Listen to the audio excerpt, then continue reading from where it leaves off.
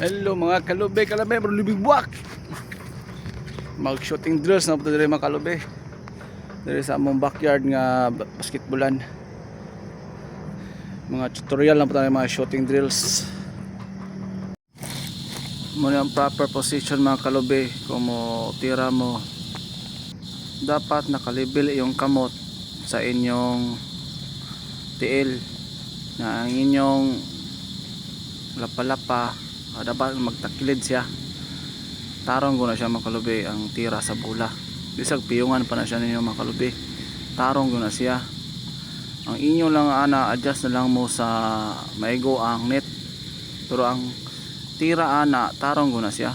Awa mga kalube atong testingan ha. Awa. Tarong ko na siya. Bisag matulog mo na mga kalube. Tarong ko na siya.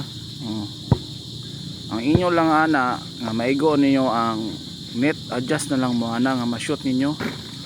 Importante ang bola dili hiwi, tira ninyo tarong gyud. Ano mga kalube na pagtira ninyo naka-bend inyong tuhod.